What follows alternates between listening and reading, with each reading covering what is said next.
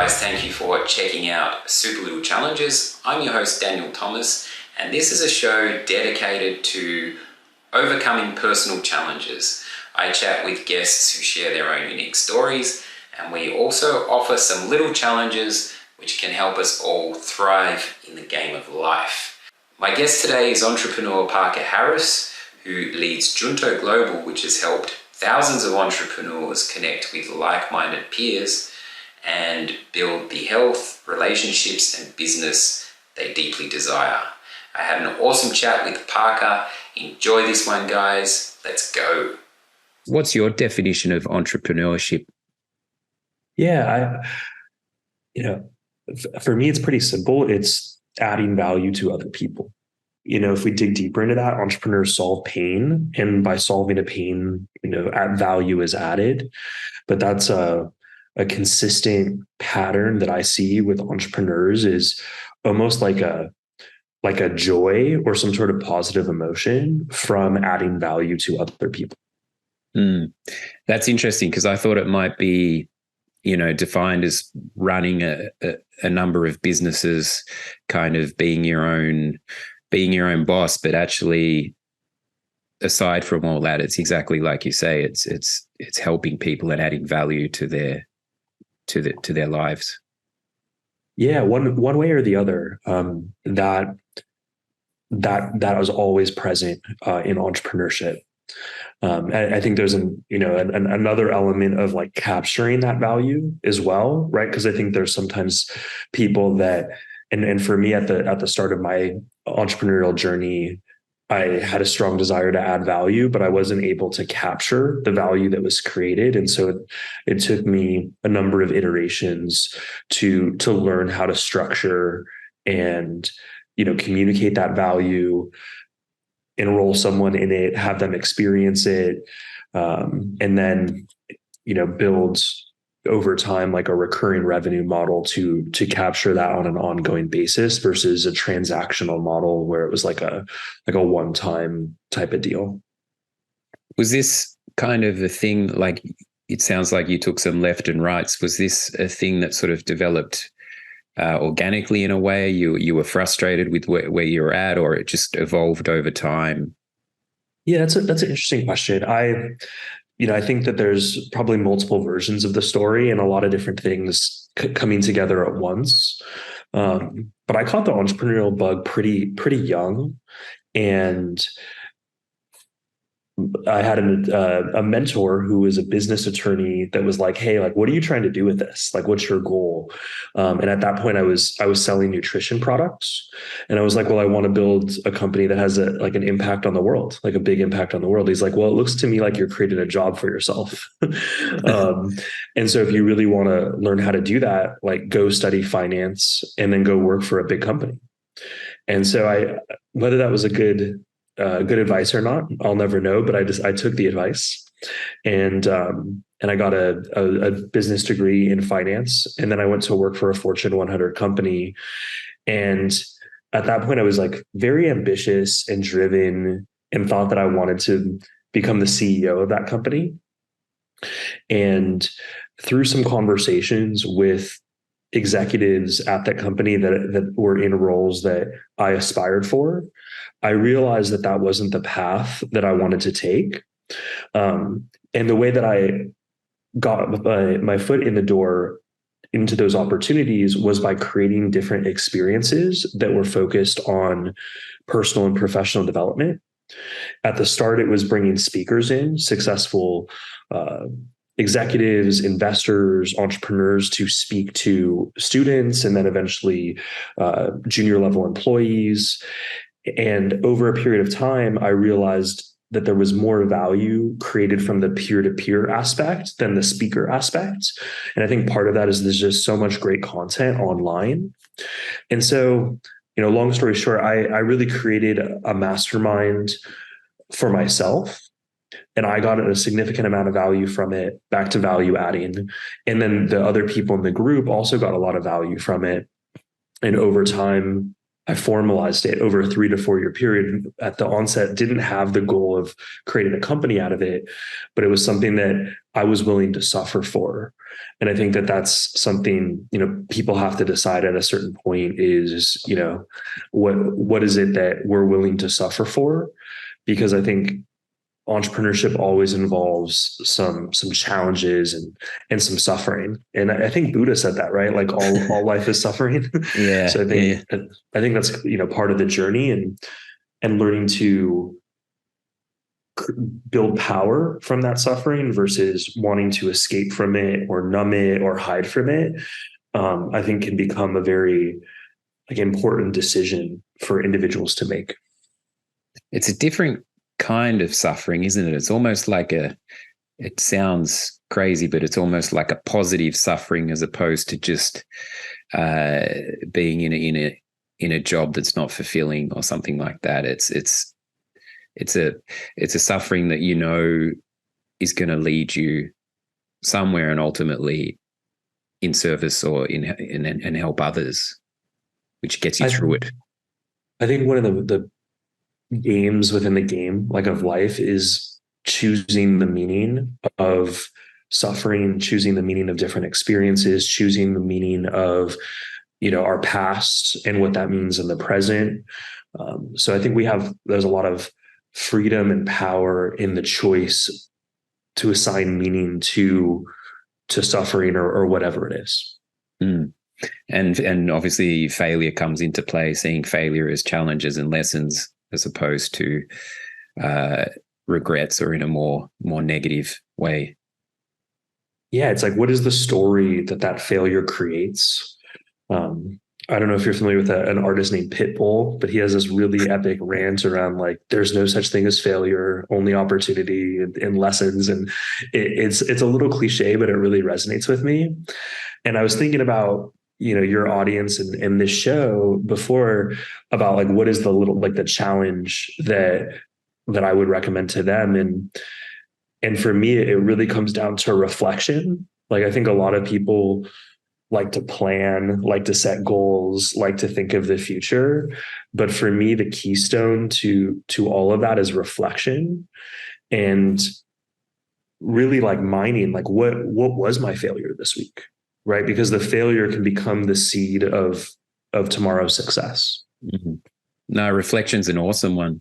I'm glad you've dropped that early because I normally bring it at the end. But yeah, I think that's it's bigger than it's reflection is a bigger thing, but kind of small in a way too. The awesome thing about these challenges is they've been small little things which have brought an awareness and, like you say, a perception or a reflection on things, and have helped bring about change by devoting tiny parts of the day to become aware of something or try and change something. And it doesn't always necessarily work out, but it always provides some sort of growth. So the reflection thing is awesome. How important are habits in what you do? Yeah, I mean, I think habits end up creating the success or failure for me and for most people. I spent so much time working like on shifting habits. I had some really positive habits when I was younger, and then I let go of those habits for acceptance from friends or peers at a certain point, and found myself in a really dark and negative place. And from there on, I was very careful on who I brought into my inner circle, and curated that group very carefully. And that group had some habits that I really aspired towards. And for me, the gateway to developing habits was around space and beliefs, really taking ownership of my space. The physical environment that I was in has a big impact on me. And I think that also like starts going into like, our body is a temple, and a temple is a space, right? And then once I really took ownership of my space, it's like, have you seen the movie Limitless? Oh yeah, a while ago. Yeah. Yeah, right. It's interesting to me when I like watch that movie and he takes the pill for the first time, that NZT or whatever it's called. The first thing he does is clean his apartment. Yeah, Right. that's well, get the house in order, right? Yeah, right. It's goes like space, I think, is foundational for success. I think space becomes foundational for even awareness. So the next step for me is around beliefs and getting really clear about, you know, what do I believe is true, and what is it that I believe is true that maybe isn't true, and like starting to figure that stuff Mm. out. And then once I got those two things in order, the habits started to really fall in line. Yeah, it's about clarity, perhaps. Just with so much noise and distraction, and especially in these modern times, exactly as you say, finding space within that can give you the platform and the mental space to, as you say, streamline and kind of narrow in on what your core beliefs are, what your moral kind of compass is, what's aligned with that stuff, and what isn't, and really kind of narrow your firing an arrow. It's about having that clarity, as you say. Space is big. So space, reflection, clarity, it's all cool stuff. I think like my frame would be a little bit different. I do think clarity is important. I would, the word that I would use would be alignment. Like starting to create that alignment between our vision, how we see ourselves, our beliefs, our space, like creating an alignment that leads to habits, and eventually attracting the community and success team to support the goals for the other areas of our life. It's interesting. I'm gaining a real trust in that alignment. It's taken me a while, but like, I think from experiences when things are misaligned, there's like, it can affect health and all sorts of things, but the more aligned things become, I have a real trust in that, in terms of like what you're saying, the right people present around you, the community starts to fall into place, which is really, really important. Can I ask you a personal question? Sure. Daniel, may I ask how old you are? Me? Yeah. I'm turning 44 next week.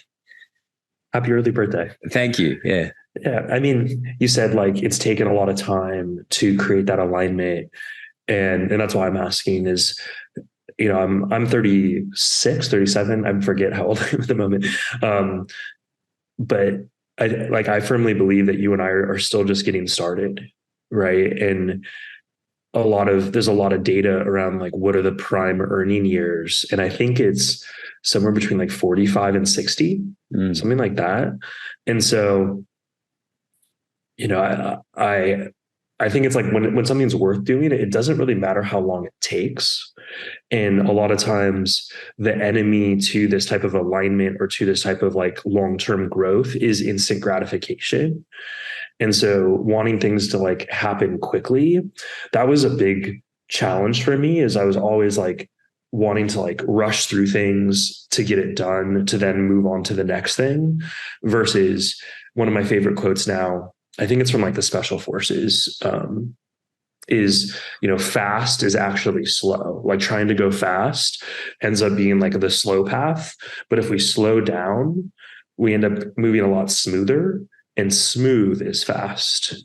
And so that's something I'm like working on like an energetic, like emotional, soulful, like visceral, deep place, is just to stop rushing to get that adrenaline boost, or the hormones that come from stress, which I think a lot of people, including myself, have been addicted to because it's intoxicating. Those emotions. There's something that feels good, but learning to like create more peace, more stillness, more slowness,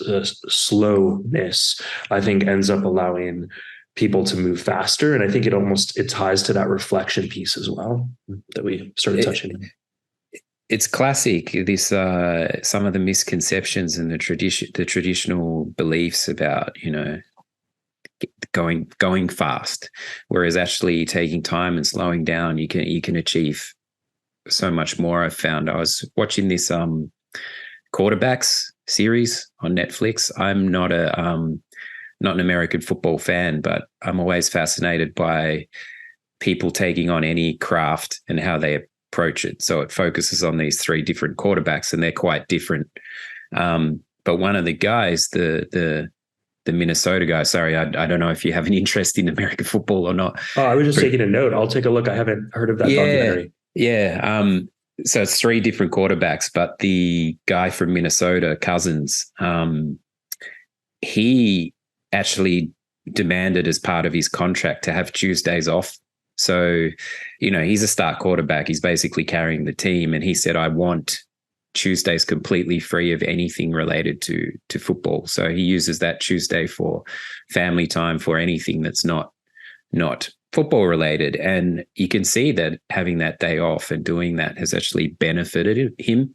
And they have to condense so much into the week in preparation for the match. But you can see by taking that block of time, it hasn't hindered his preparation. It's only benefited it. But it's kind of counterintuitive to the normal way of doing something like that. Yeah. I mean, if we look at a lot of like the spiritual schools, if you will, around the world, I think that that's always one of the common things is like that Sabbath or that day, taking that day. And I think building that rhythm, like I think of it as like a rhythm for our own productivity, our own journey. Like, what is that rhythm is something that evolves over time. And at least it does for me. It's evolving over time, but a lot of times when I'm hitting my head against like a question, like I'm like, oh, I really need to figure this out. The answer either comes from doing, or if it's not coming from the doing, taking a step back, usually I'll get a flash of insight that is the answer that I've been looking for. Again, space allows that to come. Yeah. Just on the reflection challenge, can you break that down a little bit? Is there a kind of practical way people could approach that? That's a great question. My methodology for it involves both like qualitative and quantitative. And I think this, just a step back here, is like entrepreneurs often thrive on data. Data is becoming like a bigger part of, we now have data scientists and all this stuff, but getting data for me allows a lot like better decision making, and collecting that data over time and then reflecting back on, 12 weeks of data or a year of data. There's very interesting trends that allow for me to discover what really moves the needle in my business or in my personal life. So my methodology for reflection, at least on like a weekly basis, is rating the week on a 1 to 10 scale. Like if I would actually look at this, like what would I give it on a 1 to 10 scale? That scale is different for everyone, but I'd encourage people to be honest with themselves. When I first started to do this, I did it for a year and a half, and the first 52 weeks were all below a 6. Oh, wow. Like a 6 or below every single time. And I remember looking back on my notes and, my reflection tools, and seeing some very clear trends of like why I was giving this a 6. And I was just like, okay, like I know the 3 things that I need to do to get out of this.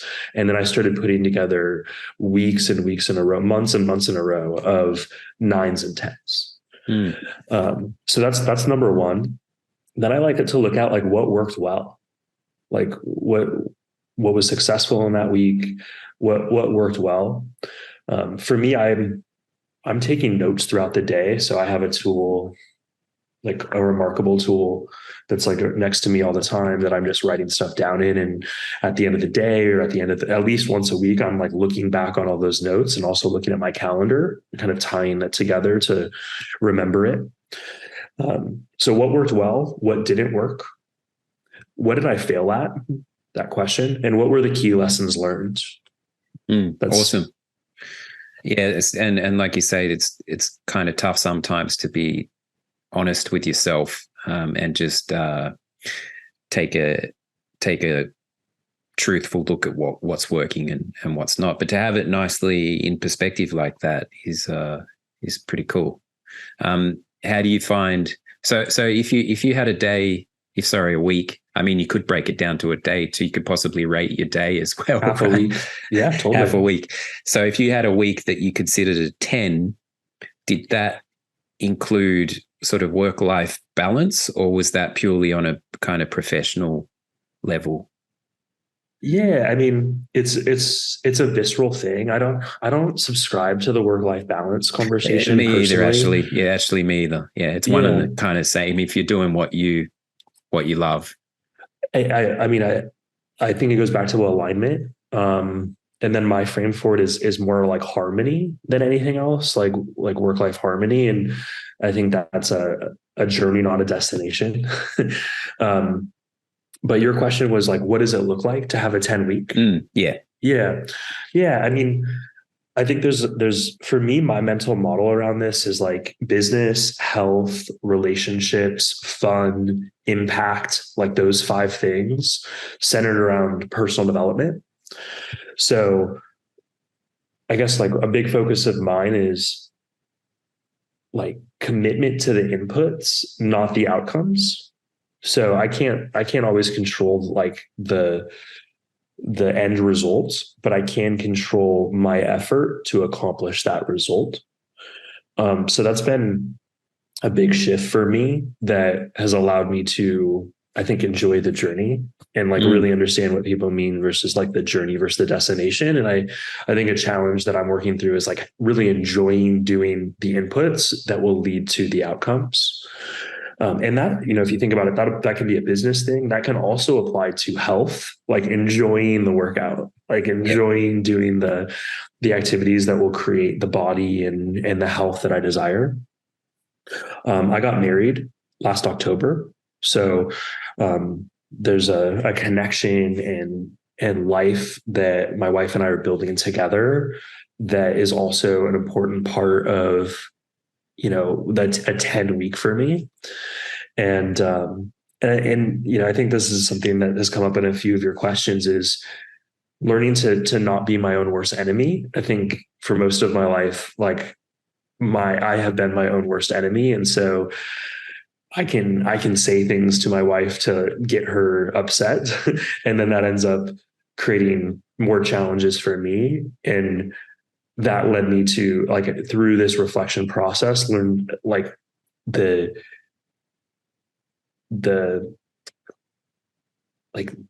importance of responding versus reacting. And I think that gets like talked a lot about, but the reactions for me created most of my problems, most of my 5-6 weeks. Whereas when I stopped reacting and just let the stillness, like the more pause there, I ended up responding in a way that was better for me, better for her, better for my people, my team. So those are just some of the lessons that I've learned from reflecting on my notes, looking at my notes, seeing when things went off the rails, seeing when those 10 weeks happened, and recreating more of those. Yeah, that the pie with the pieces. I've always found it a bit tricky to get the pieces balanced. Like you've said, relationships, all those components. I've always found I've had like one inch. It's much more balanced now, but I've often found it, one's in balance, but the other one's out of whack. It's always like tricky to get them all nicely harmonized. Why is that? I'm not sure. Being a creative, being an artist, I've found that I can be really creatively fulfilled, but then finding the income aspect of that tough. So the finances have been down, but I'm fulfilled artistically. So then it's like finding a way to, the balance between art and commerce has been a tough one. That's an age-old struggle. Yeah. That's been a tough one, but also it really is relative. So, if there's an issue, if the health is perhaps out of whack, well, then maybe I can't put as much into the creativity or other things. So, I mean, it's varied over time, but I am at a point now where I'm feeling it for the first time, actually, a lot more overall balance in the pieces of the pie. Yeah. Well, I have like three ideas that come up from that, if I may. Please. There's a Bill Gates quote that is really interesting. It's most people overestimate what they can do in 1 year and then underestimate what they can do in 10 years. And I think, living a level like, everyone has a different version of how to articulate this. And so I'll just share one of mine is living a level 10 life in all areas of life, like having, self-actualizing in our health, self-actualizing in our relationships, our business, our fun, our impact, our personal development. I don't think is like a 1 to 3 year journey. I think it's like a 1 to 3 decade journey. Yes. And so allowing for that long-term thinking, I think is more accurate in terms of like what it takes to build the foundation and to really create that type of life. And so if we think about what, that quote again, right, overestimating what we can do in 1 year, but underestimating we do in 10 years, if we string 3 of those decades together, 2 or 3 of those together, it's pretty shocking what can happen. And I think one of my challenges, you mentioned like the pie, like that wheel of life in a pie. And I've seen that mental model. And that was my first, like the first tool that I used, but I don't think it's accurate. I think there's like pies within pies, if you will, or like circles within pies. And so for me, like what resonates with me is like personal development is at the core. And then the level to which we succeed in our business, in our health, in our relationships, in our impact, in our fun, all of those represent like our growth as individuals. So the more that we develop ourselves, the more we personally develop, the more success we're going to have in our business and in our health and in these other areas of life. And I think that for me, that's led me to like be like, okay, if it's that foundational or essential, what is personal development? And how do I think accurately about what that looks like? And I haven't found a lot of good mental models for that. So I've created my own. That's the Mastermind. No, I think a mastermind is part of that. Okay. For me, it really involves processing triggers. Like I think the foundation of it is actually like a growth mindset. But I think of it as like a triangle within a triangle. So on the outer triangle, we have a growth mindset, trigger processing, and target setting. Like those 3 elements are really important. So there's a foundational book in personal development called Growth Mindset, and basically differentiates people that have a static mindset, believing that things can't change, that they are just the way that they are, versus having a growth mindset. And at the end of the day, that's, I think, the starting point. I see it within my family is that there's some people that have a static mindset, and it's so difficult to get them to believe that they can change. And so they end up just inevitably staying stuck.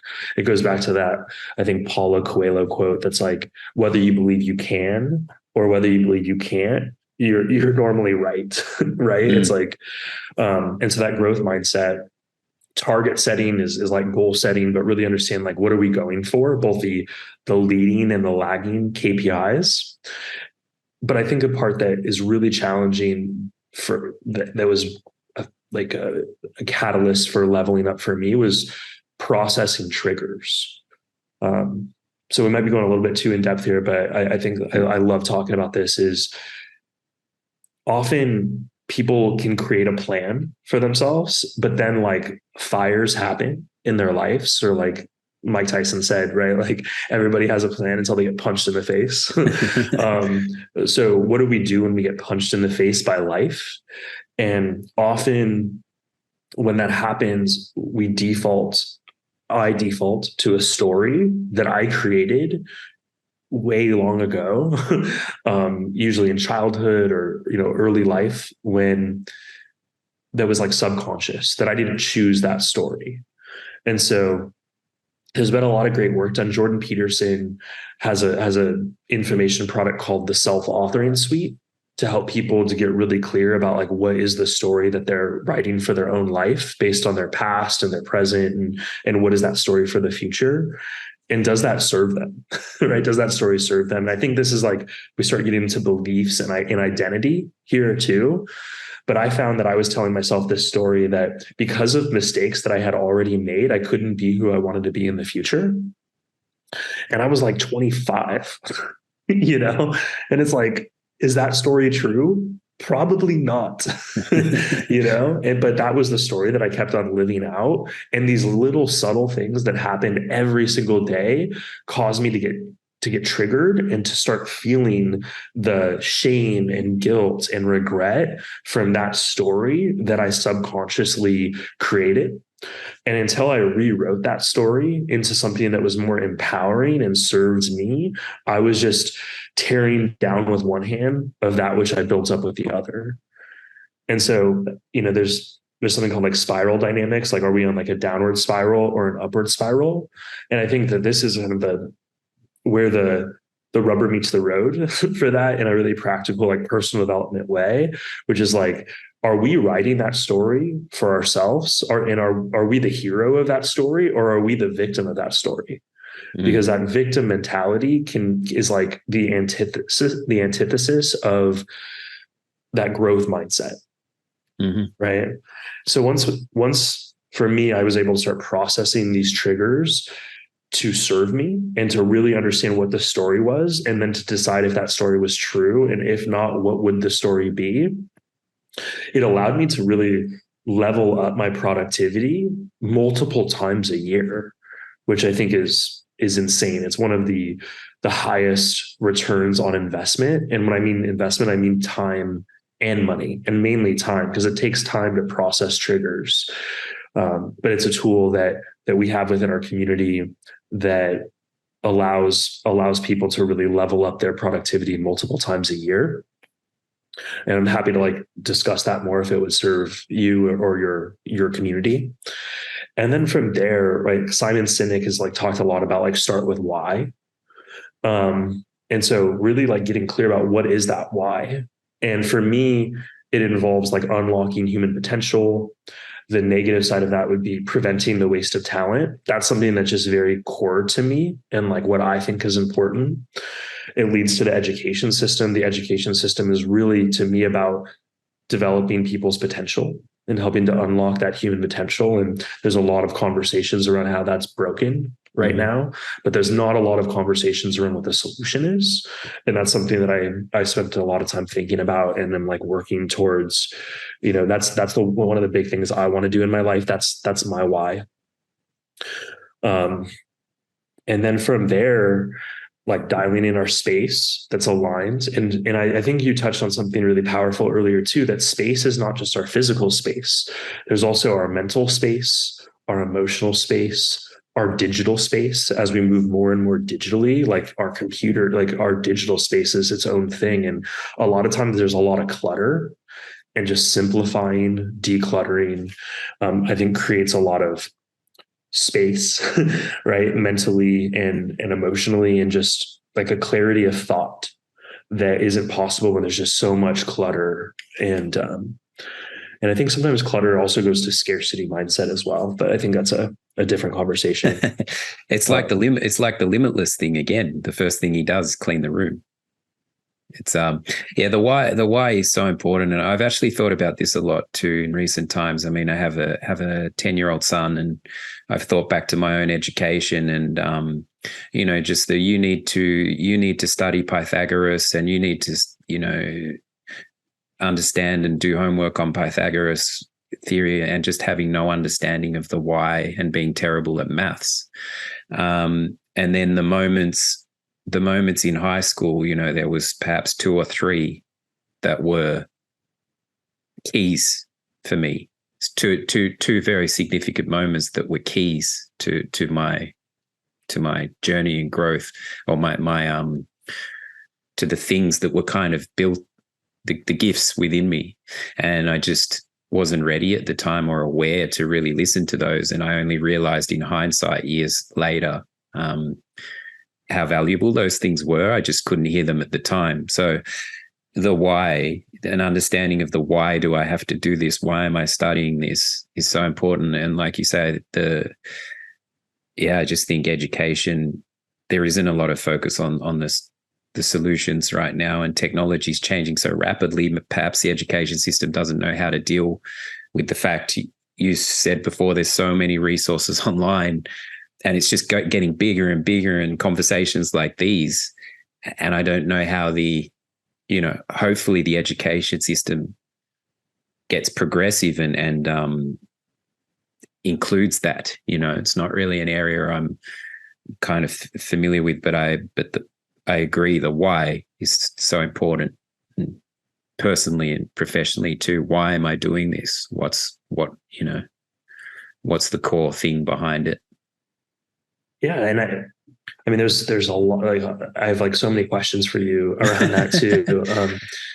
And a lot of people are trying to figure out what is their why, what are they passionate about, what are they meant to do, and I don't think that sitting in a classroom being lectured at creates the space to answer that question.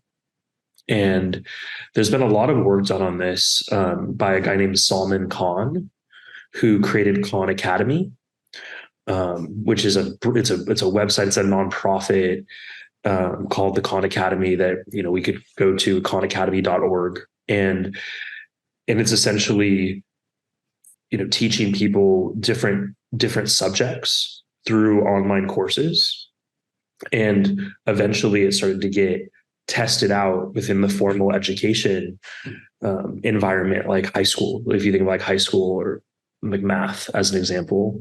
And what it did was it allowed people to go home and listen to the lecture. So they would go home, instead of being in the class listening to the lecture, they would do that at home in their own quietness, in their own stillness, in their own method, with the ability to pause and rewind, and then go into the classroom to actually do the homework.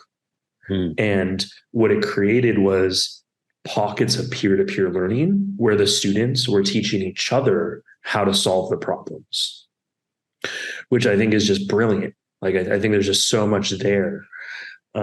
My favorite book is called Outwitting the Devil, written by a guy named Napoleon Hill, who really made masterminds very popular. He came up with the definition of masterminds that I use.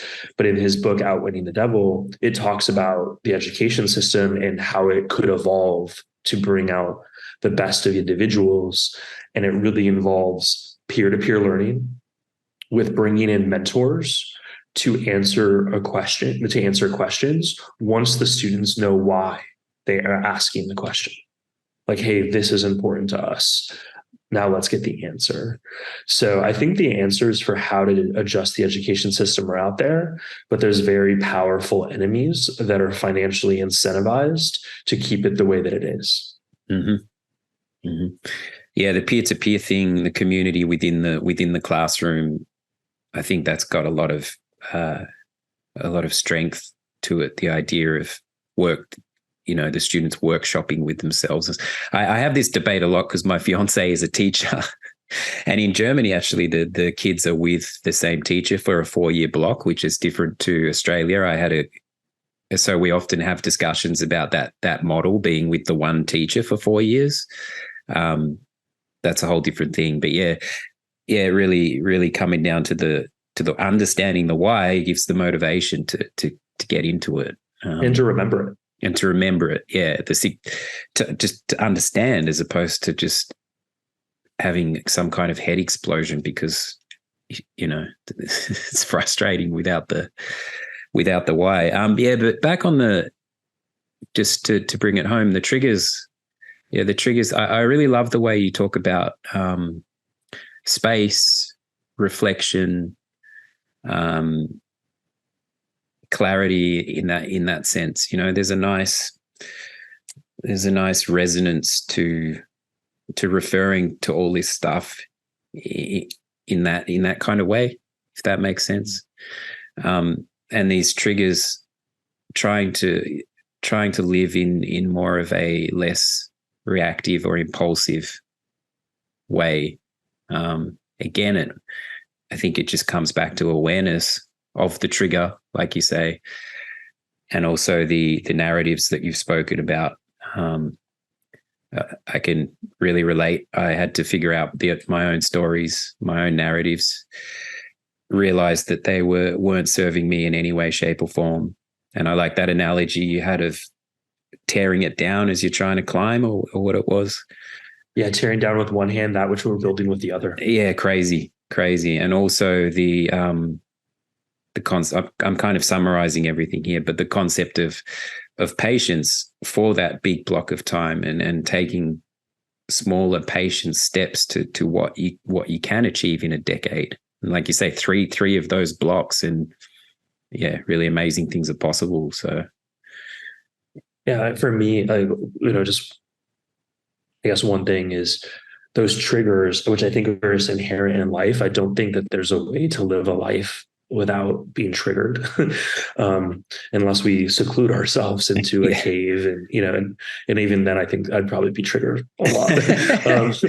But I think I think what society, there's a lot of money marketed to self-medicating those triggers, to hiding, escaping, and numbing from them. And I think it ends up just making it like worse and worse. Like, I think a good way to look at it is like, it can start as like a tickle feather, but eventually it's going to turn into a sledgehammer if we don't learn to process these triggers. And that was a huge, catalyzing moment for me, is when I stopped just covering them up with alcohol or drugs or whatever it was to hide and numb those triggers, but to actually like deal with them and process them, is an entirely different decision and leads to an entirely different life. For sure, adaptability, because they're not going to stop. Like you say, even if you retreat to the end of the world, there's still going to be something, a raindrop or something that's just going to bug you. Something dripping in the cave. Or, well, Daniel, I think it's actually they're the greatest gift, right? Like, the way I think about it is like searching through the darkness. Like, underneath that darkness, once we explore it, there's actually diamonds. And so I think it's actually our ultimate power, that it either gets used or unused. So the worst thing we can do is mask those or numb them, as you say. It might work for some people. It didn't work for me, and I tried everything. Yeah, likewise. So it's awesome. Where can people find you? I'm pretty active on social media. So my full name is Zachary Parker Harris, and you can find me on LinkedIn or Facebook, Instagram, and I'm always happy to answer questions. I think there's only a small amount of people that have that growth mindset versus that static mindset, and so if someone's on that journey, I really believe it's important to support them. Cool. If somebody's interested in stepping into the call it the realm of entrepreneurship, is there anything we haven't covered that you'd like to offer? I think we covered this, but just to articulate it, is I think that entrepreneurship is really a choice to add value to other people and to suffer for more than just themselves and their family. I think most people are willing to suffer for themselves and their family. And I think that the world generally rewards that person with a job, right? When we're willing to suffer for other people that are outside of our family and ourselves, that's a different decision that has different responsibilities and rewards that come along with that. And I think one thing I wish I would have done differently in my entrepreneurship journey is really build that, like you asked, the habits, like build the foundation, the personal development, like foundation, where they're maximizing their time, maximizing their time, their money, before they take on this additional burden of, I think Elon Musk and Peter Thiel say, like, entrepreneurship is chewing on glass and staring into the abyss. I've heard that one. So if we don't have a foundation to be able to deal with that reality, it can become a very difficult thing to stay in for the long term. Yeah, cool. Nice to go full circle back to that. Yeah, so thank you so much for your time. It's been awesome. The insights, it's tricky to cover so much, but I think we've covered a lot in a short amount of time. So I really appreciate it. Yeah, I appreciate your questions and the thought that you brought to this and the invitation to be part of this conversation.